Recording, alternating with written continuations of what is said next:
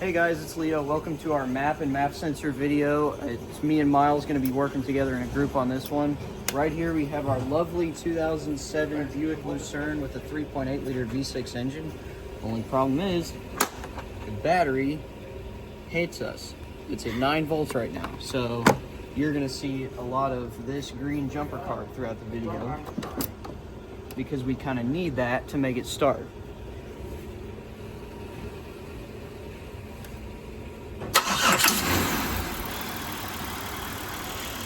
All right, let's get into this mass airflow sensor here. Here you can see the wiring for the mass airflow sensor. So this tan wire is your intake air sensor signal. Your red and yellow wire is your MAF sensor signal. Black and white is ground. This is also ground, it's low ref. And then this is relay control. If we come over here to the connector on the mass airflow sensor, you can see that this tan wire, second to the end, is for the intake air temperature sensor signal, and then this tan and black wires for ground. Black and white in the middle is ground. This red and yellow on the end is 5 volt reference, and then the pink is mass airflow signal. Alright, so right now I'm pinned in between the ground wire and the signal wire of the mass airflow sensor. As you can see on my meter, it's reading 2.4 volts. I believe this is because it's an average reading, because the sensor outputs frequency. Right there you can see the frequency is 2900 hertz, and it's at idle obviously, so the value is very low. Now you can see if I switch my meter over to hertz, it reads 2800 hertz. Still reading the same as the gauge. So if you rev it a little bit, turn it off. You can see the frequency increases and the amount of air through it increases as well. Here it might be a little easier to see on the snap-on, but the flow rate through the mass airflow is 5.48 grams per second. This is a 3.8 liter engine, so we should be expecting to see a little less than that, but it runs fine. Here's a better illustration with the picoscope connected to the mass airflow sensor and the voltmeter connected in the same way. The voltmeter just shows 2.6 volts, which is an average reading, whereas the picoscope actually shows it fluctuating, and the multimeter is just showing an average of all that. Ring ring, voltage here. We have 5 volts at the MAP sensor connector. We have it unhooked because we're going to try and start it and see if it'll start with it unhooked. If you look at the AUT, you can see we have no feed from the mass airflow sensor in flow rate or frequency. So go ahead and try to start it. As you can see, it stumbles a little bit at first, but it does run pretty much completely fine with no feed from the MAP sensor. Okay, so we have the MAP sensor here on our wiring diagram. So you can see the yellow and gray wire, the light green wire, and an orange and white wire. Okay, now we're good. So this yellow and gray wire, that's gonna be your sensor signal. This light green one will be the low ref, and the orange and white wire will be your 5 volt ref. So then we come over to the MAP sensor on the car. You see we have the orange and white wire, the yellow and gray, and the light green wire. You can also see on the sensor, it says right here, 5 volt for this wire.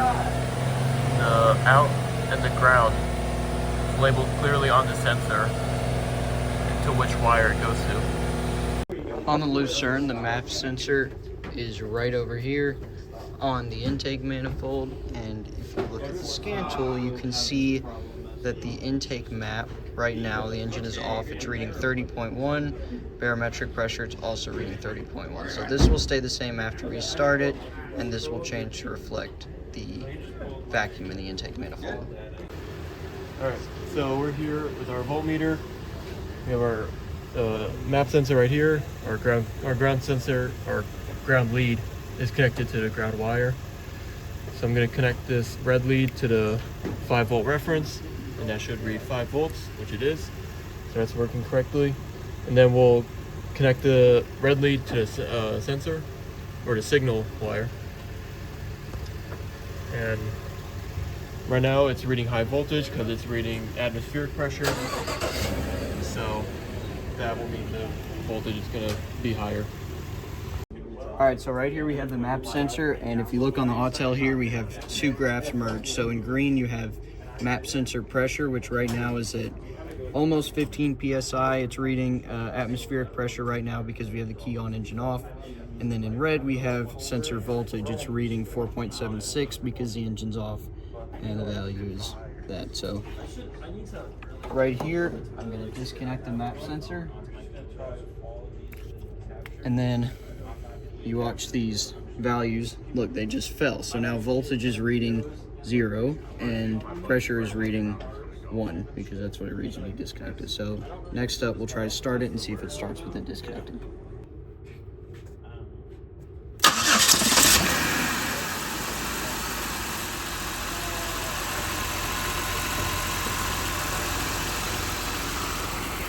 So you can see it did start up okay with the sensor unplugged, and we're still reading those same values. There's been no change because we're not getting any reading from the sensor. Alright, now we have the graphs merged up here with the engine running. You can see we've got voltage in red. Voltage is at 1.13. As you increase RPM, the voltage drops. And in green we have pressure. It's reading absolute pressure, so 4.64 psi is about 10.2 psi below atmospheric, which is 14.7. And if you look that up, that's right at 20.767 inches of mercury. So that is a perfect pressure reading or vacuum reading for the intake at idle. So over here you can see I have pins in the signal out and the ground port of the MAP sensor, and I have this jumper wire here. Usually I don't mess with yellow wires or connectors, but it's okay, it's just a jumper wire. So if I short this, it doesn't sound like it's running any different, but if you look on the graph, it's dropped back down to that 1.45 psi and the 0 volt reading that we saw earlier. Alright, here we have the picoscope hooked up to the signal wire of the MAP sensor, and still reporting. So if you look at the computer, you can see it's almost at 5 volts, that 4.89 we saw earlier. If you go ahead and start it, now it's running, you can see it drops down to 1.3, 1.4.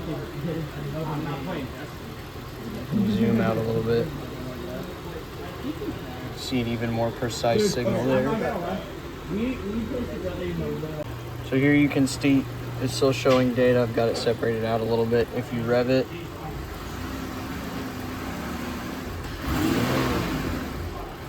you can see the data kind of jumps around as you hear the engine revving behind me, but it's following the pressure curve in the intake manifold.